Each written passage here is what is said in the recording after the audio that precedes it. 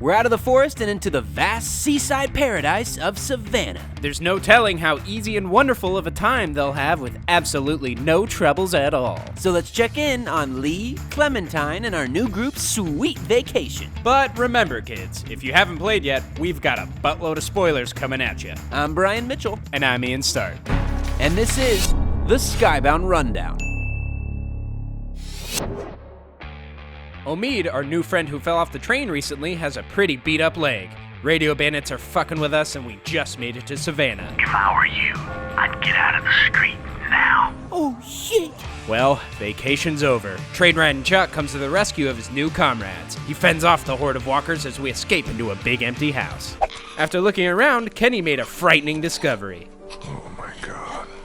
To help Kenny push through his emotions and sack up, we helped him gather the strength to put the kid down. Goodbye, little attic boy. While burying him, some creep was peeping at us. Sure we'll run into him at some point. Kenny and Lee decide to go look for a boat, but they're all wrecked. After some peeping, we see another creeper. Molly is her name, and she doesn't seem dangerous. She tells us of the neighboring city, Crawford, that takes social Darwinism very seriously. Clementine appears out of nowhere since Ben is a terrible babysitter.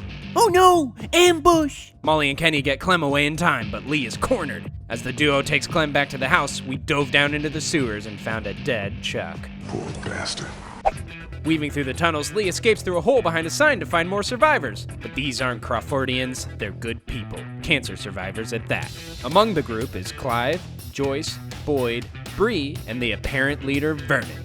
To the dismay of Bree, we get Vern to put down his weapon. With Omid's leg worsening by the second, we decided to lie directly to his face. We told him we had meds that they need, so Vernon would come back and look at Omid. He agrees, and they make their way back to the house. Gotcha, Vernon! After searching for Clem, we found a boat! Unfortunately, it's missing a few things. But you know who has these? Crawford. We're gonna break in and get our parts along with the medicine for Vernon's group. We got in, but there's no sign of life. Only walkers. What the fuck is a walker doing inside here? Time to split up. Molly and I look for the battery, but attract more attention than planned. Whoa. We hop on up to the roof, and Molly has an easy escape plan in mind. Come on, what are you, chicken? Jump! Our first few attempts went great. Once we got across, Molly abandoned us. We regrouped at the classroom and went to help Krista and Vernon at the nurse's office. We found a tape that reveals a pregnant woman who was being forced to terminate by the doctor. While looking for Dr. Walker, we were attacked!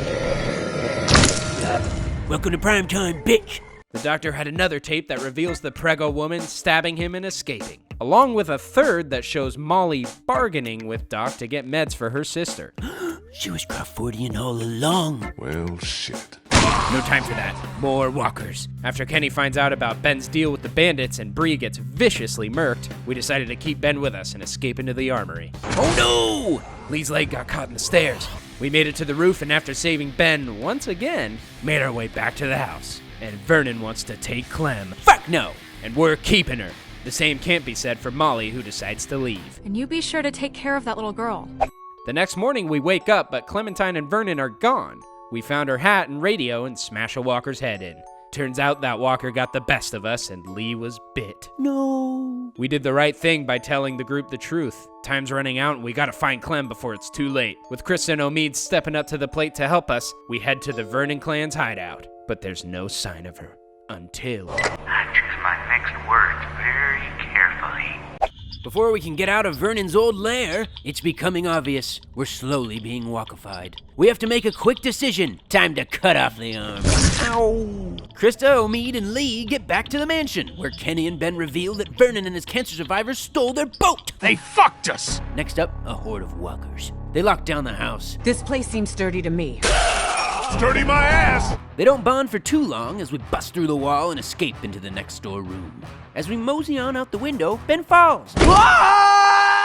Kenny goes down to help, and we decided to run down too. Ben isn't doing too hot. I'm okay. As walkers crowd around through the alley, we tell Kenny that we're gonna stay and help him, but he forces us to leave, and with his last bullet, puts Ben out of his misery. Kenny, please! Kenny is surrounded. Kenny, no! Our beloved friend is gone! But there's no time to waste. As they make their way across the city to Clementine, Lee gets stuck on a large sign. Instead of risk Krista and Omid's safety in an attempt to help, we tell them to meet us when they get down. Lee fights through a sea of walkers in badass fashion and reaches the hotel Clementine is held up in. We're coming for you, Clem! Upon entry, we meet our foe, Clem's kidnapper. He sits Lee down and reveals that he was the man who owned the station wagon in the forest that Kenny took food and medicine from, which we chose not to take any part in. He flips the script and opens up to creeping on Lee's group and seeing what Lee has done. As he continues to berate Lee, Clementine sneaks out of her room. Whoop, bam! Lee fights our villain, but Clementine is the one who finishes the job. Lee is reunited with Clem. Walker! But he doesn't attack Lee, who realizes what must be done to escape Savannah. He opens up the walker and covers himself and Clem with walker guts. They make their way outside, but Clem sees familiar faces. Her parents. Jesus, come on. Lee faints and wakes up in a locked room where Clem has pulled him into. Lee is looking worse and worse by the second, and we have Clem handcuff Lee to be safe. She kills a walker and gets the keys out of the room. Lee reassures Clem. She's strong now, and we tell her to use that strength to put Lee out of his misery. He says goodbye to Clem one last time. Oh, Lee, please, no. Lee and her parents are gone for good, so where will Clementine head to next? Will Krista and Omid find her? What lies in store for our strong-willed, growing hero to be? Clementine has a vast world to discover, and so do we, which we'll cover in next week's episode of the Skybound Rundown, where we're giving you the lowdown on the DLC to Season 1, 400 Days. Did you let Kenny kill the attic kid? How many hands did your Lee have? Let us know in the comments what decisions you made, and don't forget to subscribe to Skybound. Thanks for tuning in, guys.